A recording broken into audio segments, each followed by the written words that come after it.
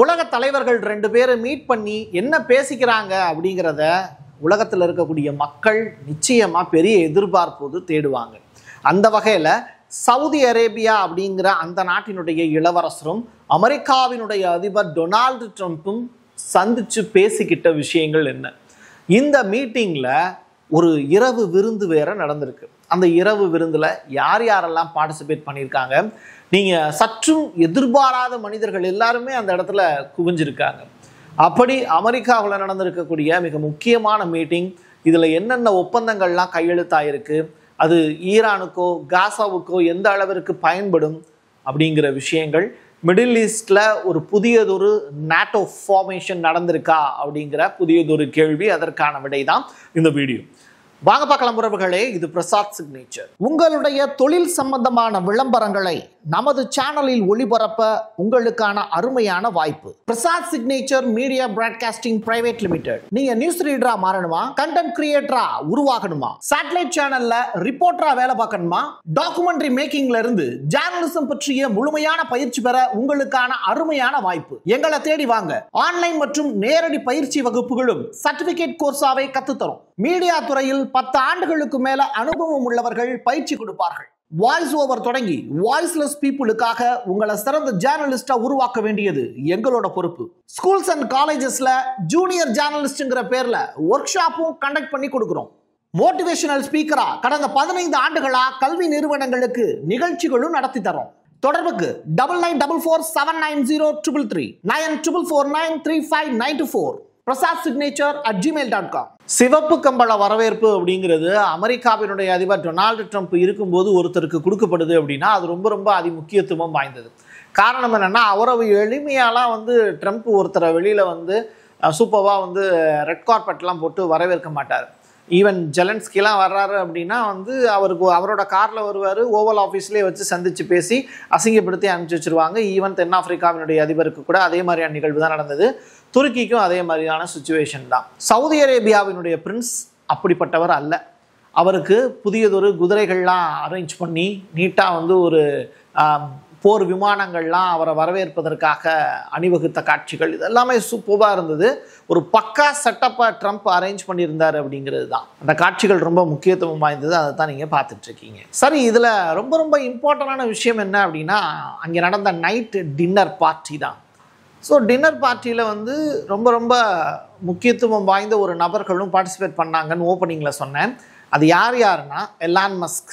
Elon மஸ்க்குக்கும் ட்ரம்ப்புக்கும் இடையில ஏகப்பட்ட பிரச்சனைகள் இருந்தாலும் இந்த இரவு விருந்தில் அவர் அழைக்கப்பட்டிருப்பது ரொம்ப ரொம்ப முக்கியத்துவம் வாய்ந்த ஒரு விஷயமா பார்க்கப்பட்டது. அதோடு மட்டுமல்ல, ரொனால்டோ, இந்த நபரை பற்றி தெரியாதவர்கள் நிச்சயமாக இருக்க மாட்டாங்க. கண்டிப்பாக எல்லாருக்கும் தெரிந்த ஒரு நபர் தான் ரொனால்டோ. அப்படிப்பட்டவர் சவுதி அரேபியாவினுடைய அல் நாசர் அப்படிங்கிற அணிக்காக விளையாடிக்கிட்டு இருக்காரு. $200 மில்லியன் ஒப்பந்தத்தில் அந்த ஒப்பந்தம் போடப்பட்டிருந்து இப்போ விளையாடிக்கிட்டு இருக்காரு. அவரையும் இந்த இரவு விருந்துக்கு சவுதியினுடைய இளவரசர் அழைப்பு விடுத்திருந்தாரு. அதன் பேரில் அவங்களுடைய சகாக்களும் கலந்துக்கிட்டாங்க. இதெல்லாம் பார்க்கும்போது நல்லா மெழுகுவர்த்தி பார்ட்டி சூப்பராக இருந்தது. இரவு விருந்தில் என்னென்ன அமெரிக்காவில் அரங்கேறும் உங்களுக்கே தெரியும்.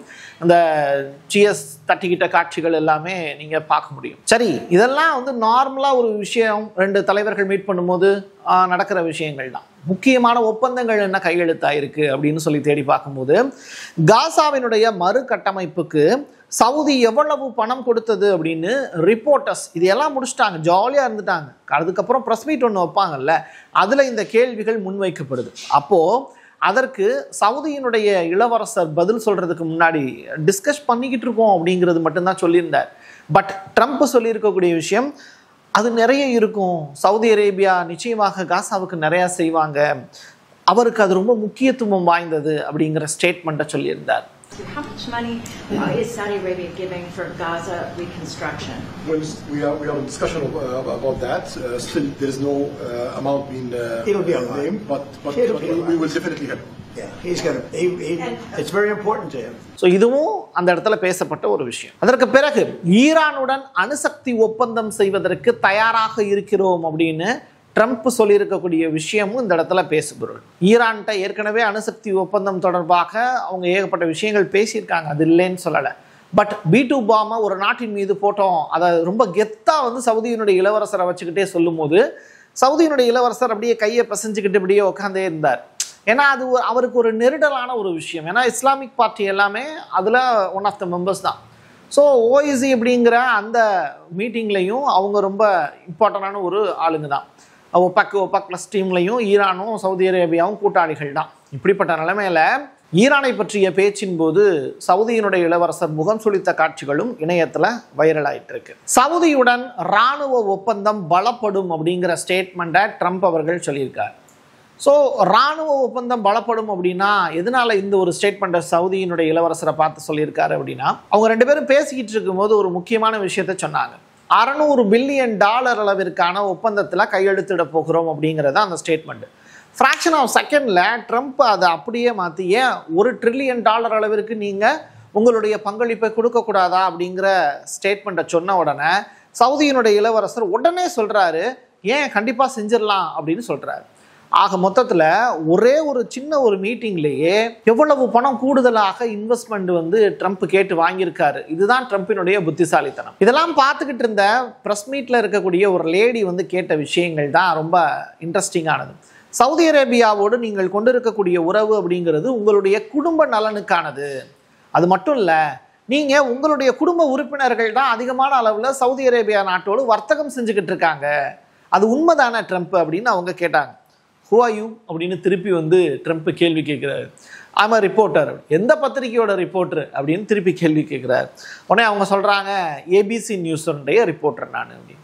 உடனே வந்து இட்ஸ் அ ஃபேக் அப்படிங்கிறார். நீ வந்து ஒரு ஃபேக்கான ஆள், தப்பான ஆள் அப்படின்னு சொல்லி அவருக்கு ஒரு முத்திரை குத்துறாரு. ஓவல் ஆஃபீஸில் 2வது ஒயிட் ஹவுஸில் வச்சு நடந்து இருக்கக்கூடிய ஒரு மீட்டிங் 2 இடத்துலையுமே நடந்தது. அதில் நடந்த டிஃப்ரெண்ட் டைப் ஆஃப் ப்ரெஸ் மீட்டில் கேட்கப்பட்ட கேள்விகள் தான் இப்போ நான் உங்களுக்கு சொல்லியிருக்கேன். பட் அந்த ரிப்போர்ட்டரையே புறந்தள்ளக்கூடிய வகையில், அந்த சேனல்லையே புறந்தள்ளக்கூடிய வகையில் ட்ரம்ப் பேசி இருப்பது சர்ச்சையாகி இருக்கு. அது மட்டும் கிடையாது, எலான் மஸ்க் அப்படிங்கிற நபர் இவ்வளவு காலம் ட்ரம்போட வந்து கூட இருந்தார். அதற்கு பிறகு எலெக்ஷன் முடிஞ்சதுக்கு பிறகு 2 பேரும் சேர்ந்து டூர்லாம் போயிட்டு வந்தாங்க. அமெரிக்காவில் ஏகப்பட்ட மாற்றம் செய்வதற்கு, யுஎஸ்ஐடெலாம் கட் ஆகுவதற்கு பெரிய அளவிலான ஒரு கேட்டை ஓப்பன் பண்ணி விட்டதே எலான் மஸ்க் தான். அப்படிப்பட்ட நபர் வந்து இப்போது எலான் மஸ்க் அப்படிங்கிற நபர் ட்ரம்போட இல்லை அப்படிங்கிறது சித்தரிக்கப்படுது.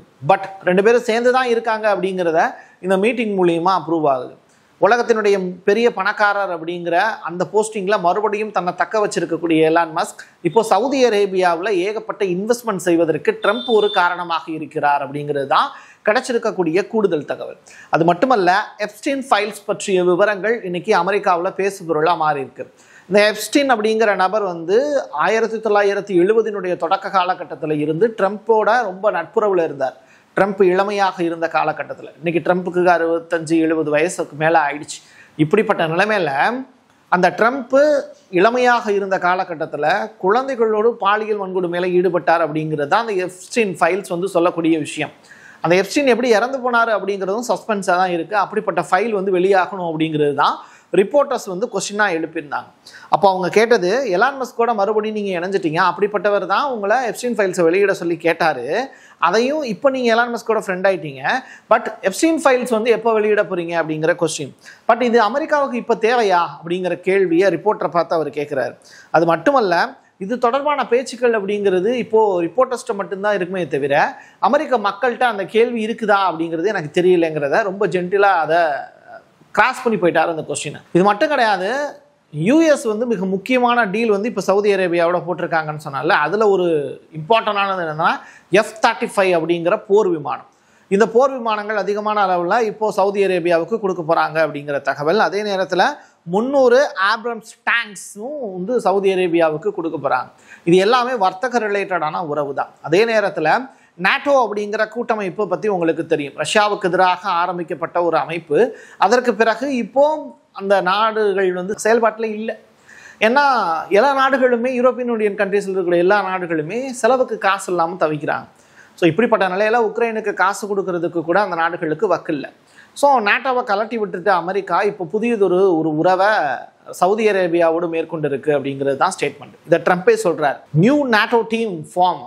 எப்போ சவுதி அரேபியாவோடு கொண்டு இருக்கக்கூடிய உறவு அப்படிங்கிறது மிடில் ஈஸ்டில் ஒரு புதிய நாட்டோவை ஃபார்ம் பண்ணுறோம் நம்ம அப்படிங்கிறது தான் ட்ரம்ப் வந்து ஸ்டேட்மெண்ட்டாக பதிவு செஞ்சிருக்கார். டிமிட்ரி பாசோவ் அப்படிங்கிற நபர், இவர் யாருன்னா உக்ரைனில் இருக்கக்கூடிய மிக முக்கியமான அதிகாரி.